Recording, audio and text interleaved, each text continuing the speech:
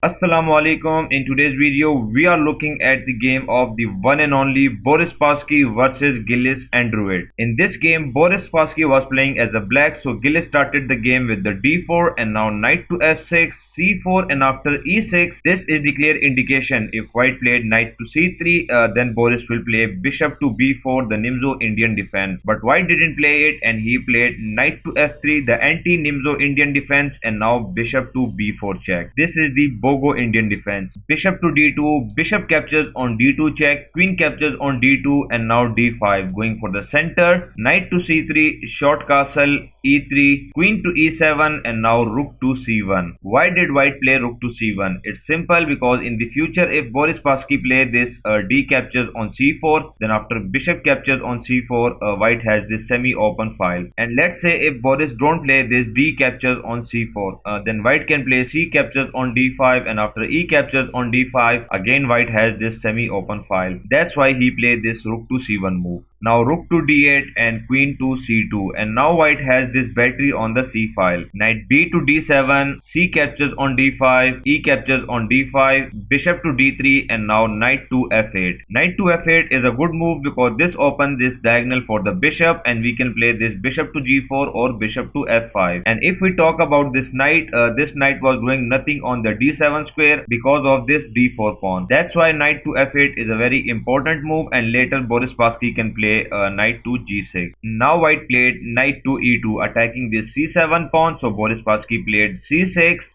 short castle, knight to g6 and now knight to g3, rook to e8, and now Boris Spassky also has this battery on the semi-open file. White played queen to c5 offering the queen exchange, but Boris Spassky didn't accept it and he played queen to d8. But if we go back and look at the position, why did white offer the queen exchange? The reason is simple, because if Boris Spassky play queen captures on c5 and after d captures on c5, white can start his minority attack with the b4, a4 and b5. And later he can also maneuver his pieces to the queen side and that would be winning for him. That's why in this position Boris Spassky didn't accept the queen exchange. Instead he played queen to d8 and now knight to d2, knight to h4, b4. White has started his minority attack and Boris Spassky cannot stop it, but he tries to slow it and he played a6 and now a4, bishop to d7, giving another defender to the b5 square, and rook to b1, again attack on the b5 square. Boris Spassky played knight to g4. He is slowly transferring his all pieces to the opponent king side. White played queen to c2 attacking this h7 pawn, so Boris Spassky saved it with the g6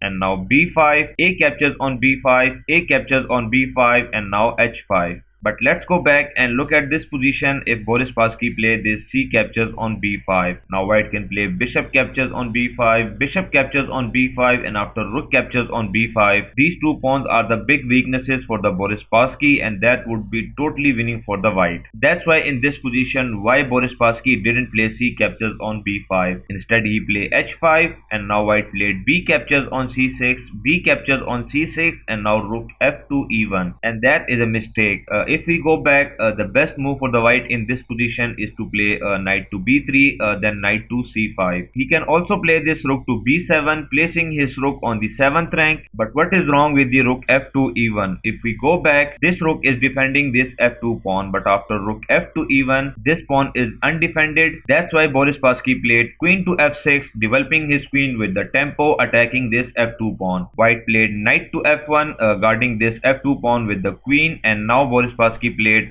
rook to a3 attacking the bishop, because after rook captures on d3 you cannot play queen captures on d3 because of queen captures on f2, and after king to h1, queen captures on g2 would be a checkmate. That's why white played rook to e2, again guarding this f2 pawn, and now c5. It's clear Boris Spassky is sacrificing his pawn, but why? We will see that in some next moves. White accepts it and he played d captures on c5, and now Boris Spassky played knight to e5 attacking this bishop with the knight and the rook. That's why white in this position played bishop to b5, and that is a blunder. So now stop the video and try to find the winning move for the Boris Spassky in this position. Well, he found it and he played a brilliant queen to f3, sacrificing his queen. And in this position white resigned. The reason is simple, because let's say you play g captures on f3, but now knight captures on f3 check, king to h1, and after bishop to h3, the checkmate is unstoppable unstoppable with the bishop to g2. It's so beautiful that white has all these pieces but still he cannot stop this checkmate. So that's the reason why white resigned in this game. So I hope you like this brilliant game of Boris Spassky, and if you like it, please like this video, subscribe to this channel to get more amazing and inspiring content.